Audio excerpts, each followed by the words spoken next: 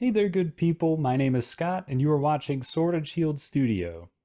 Right now, we are going to learn how you can organize your footage on the media page by utilizing all the different types of bins that are available. We've got regular bins, power bins, and smart bins. By putting in a bit of effort into organizing your footage on the media page, you won't spend as much time searching for footage later when it comes time to edit.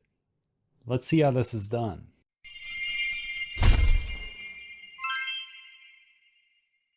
Alright, so now I am on the media page within Resolve where I have a fresh project open. Before we begin organizing media with the various types of bins, we need to have some media imported to work with. One way you can do this is by navigating to the media storage interface at the top left of the media page here, going to the hard drive where you have your footage, and opening a folder that has your footage. And then I will just hold shift and left click to select everything and drag it down to my media pool.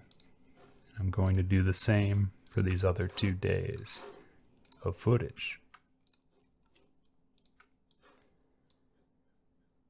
Okay, great. Now that we have some media to work with, let's begin to organize it. Let's start by adding a regular bin. So by default, our media pool is in the thumbnail view, which is fine, but I find it easier to organize large amounts of footage by using the list view instead. You can change to this view by clicking the icon here. You see when I hover over it, it says list view. Left click that. And you see in this view, we have a bunch of different metadata for our footage. I'm going to scroll over to where I see date modified. You can see very easily laid out the day on which this different footage was shot. Using this information, I'm going to select all the footage shot on August 2nd. Just hold shift and left click to select it. Then right click, and from the drop down menu go to create bin with selected clips and hit that. Now all the selected clips are moved into their own bin. You can rename the bin by navigating to it on the left hand side of the media pool and double click it. And I'm just going to name this August 2. Another way you can add new bins is by hitting Control Shift N. So I'm just going to create one, name it August 4, and Control Shift N again, and name this last one August 7. And I will go back to my master bin and see all the footage shot on August 4th. Drag that over into my August 4 bin and do the same thing for the August 7 footage. A great way to quickly filter and find specific media in your project is by using smart bins. Smart bins are bins that are automatically populated with media based on metadata rules that you set. You can add scene, shot, and take information, keywords, comments, description text, and more to a clip to create smart bins that reference that information. Let's say, for instance, we want to create a smart bin that includes only the wide shots from our footage.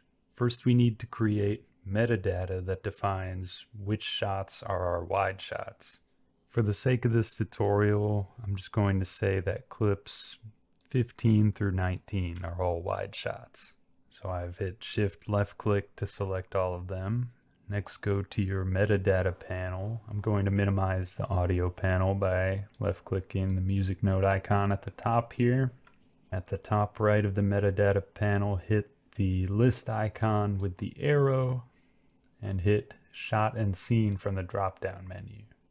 Now you can see we have a bunch of different metadata values that we can add to our clips to make organizing easier. Under shot type, I'm going to type in wide and hit save at the bottom right to save that. Next, go to the bottom left of the media pool where it says Smart Bins here, and right click the empty space in the Smart Bins panel and hit Add Smart Bin.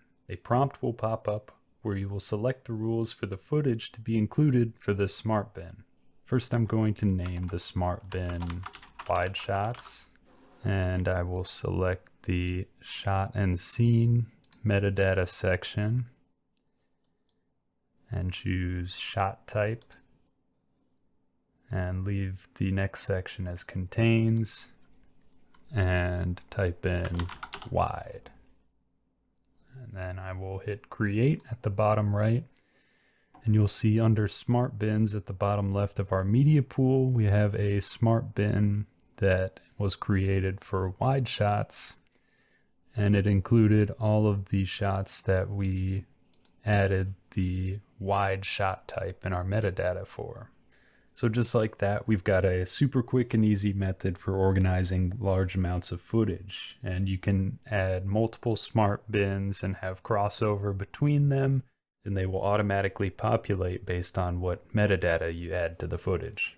So lastly, there are power bins. Power bins are manually populated bins similar to the regular bins. However, they are shared among all of your Resolve projects in the same database.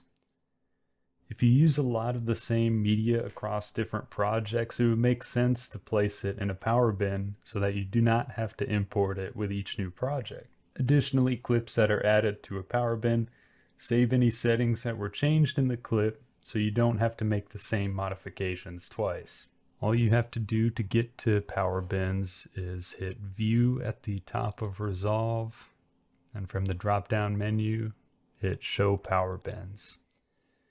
And these will function just like the regular bins in your project. However, they are available across all of your projects in the same Resolve database. Well, that does it for this tutorial.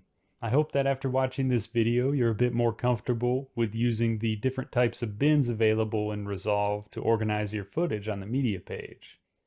As you could see, spending just a bit of time on the media page prior to editing can save you a lot of time later on and help you focus on being more creative, especially if you have a lot of footage. But that does it for me. As always, thank you for watching this video. I hope the information within it was helpful for you.